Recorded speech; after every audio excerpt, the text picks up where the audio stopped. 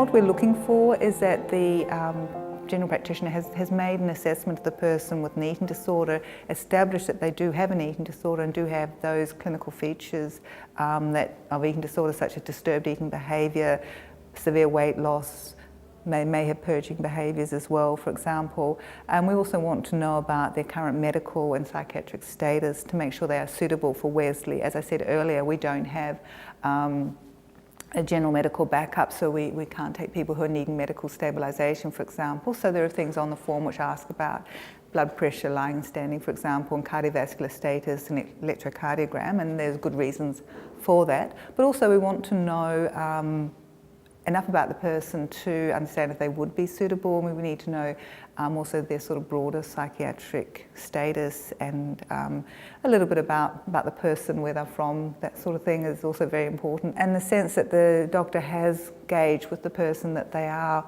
at a stage where they want to engage in a treatment program. We are a voluntary treatment program. We don't take people under the Mental Health Act, for example, and our program needs to help people when they're at a stage where they can work with us on their therapy and their recovery.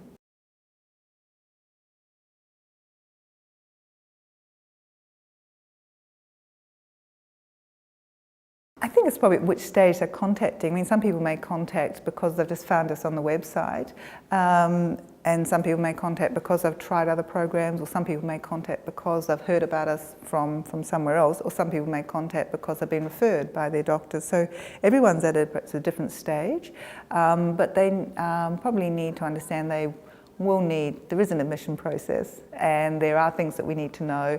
We do need to know their medical stability, so they will need, for example, to have blood tests, that sort of thing. And we do want to know who their doctors are and have a referral from their doctors or their current GP or their current psychiatrist.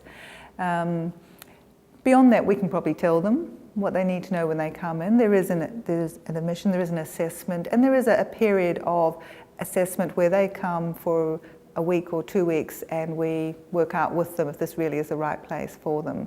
So it's a matter of, although they may come initially, we may work out that it's not quite the right place for them at this point in time. So I suppose if they know that in advance, that it's not anything their fault or anything to blame if they don't stay for a longer period. It just may be that this wasn't the right place for them at the time.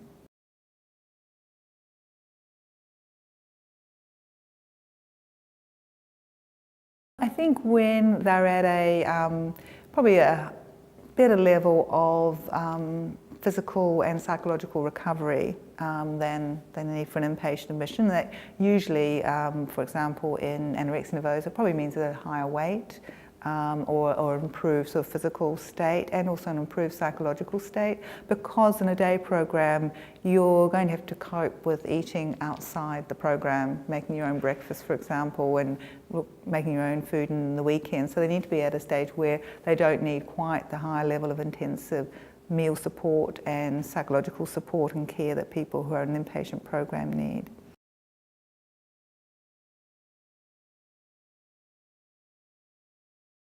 That's unique, a little bit unique amongst day programs. Obviously there probably are some in the world that do, but not many other ones accessible to people in New South Wales. So that is unique, and because that's usually the main meal of the day in Australia, and a substantive meal, that's quite an advantage for people, because that's often the meal that they struggle most with, because it is obviously the largest meal and the most sort of important meal of the day. I'm really not quite sure why other programs don't offer it as much. It does mean extra commitment from your staff.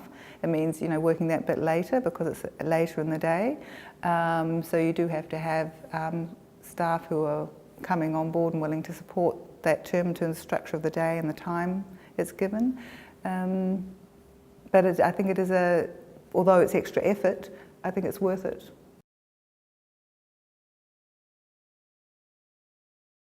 We can advise them as to how to get the right level of health insurance, and it's actually not a long wait these days for that. It's 2 months usually, depending on the person, but it's actually not as long a wait as it might seem. So I think understanding it's possible to overcome that and possible to work out what's the right level of health insurance and how to go about getting it is important for people to know, that because you haven't got it today doesn't mean you can't have it in 2 months' time.